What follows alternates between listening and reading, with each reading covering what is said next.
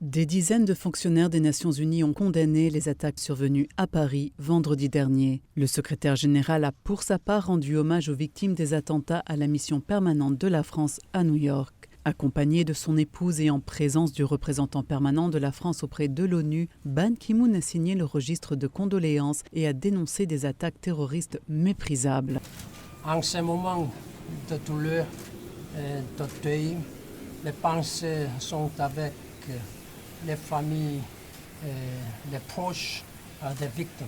Lors du sommet du G20 qui a eu lieu dimanche dernier en Turquie, le secrétaire général a souligné devant les dirigeants du monde que la réponse au terrorisme doit être robuste, mais toujours respecter les règles du droit international et des droits de l'homme. Il a annoncé son intention de présenter un plan d'action visant à prévenir l'extrémisme violent. Lors de la célébration de la première semaine mondiale de l'antibiotique, l'Organisation mondiale de la santé a lancé une campagne de sensibilisation pour mieux faire connaître auprès du grand public le phénomène de résistance aux antibiotiques. Le monde se dirige vers une ère post-antibiotique, au cours de laquelle de nombreuses infections courantes ne pourront plus être soignées et recommenceront à tuer.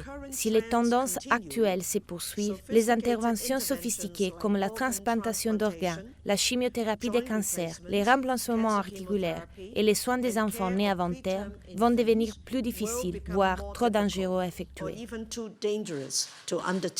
La campagne Antibiotiques manipulés avec soin est une initiative ayant pour but d'encourager le public, les personnels de santé et les décideurs à adopter les meilleures pratiques afin d'éviter la poursuite de l'émergence de la résistance aux antibiotiques. Une récente enquête menée par l'OMS a révélé que près des 2/3, soit 64% d'un échantillon de 10 000 personnes, déclarent ne pas toujours bien comprendre comment la résistance aux antibiotiques les affecte.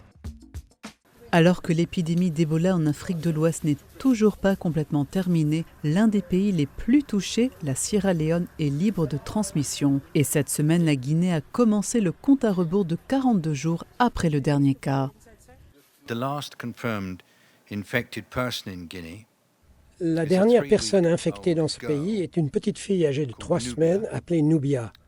Sa mère est décédée et le bébé se trouve dans une unité de traitement dans la capitale, Conakry, où elle a été testée négative pour la deuxième fois lundi. Nous espérons qu'elle soit le dernier cas en Guinée.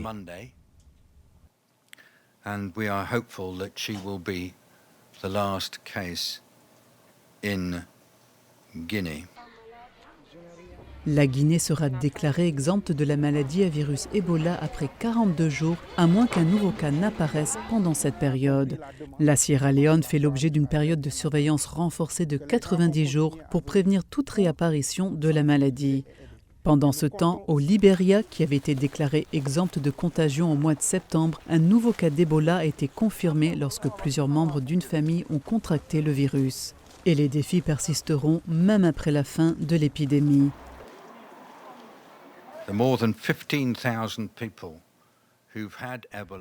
Les plus de 15 000 personnes qui ont survécu à la maladie d'Ebola font encore face à plusieurs défis. Il y a beaucoup de risques auxquels elles sont confrontées, mais qui peuvent concerner aussi leur famille ou qu'elles pourraient poser à leur insu à d'autres personnes.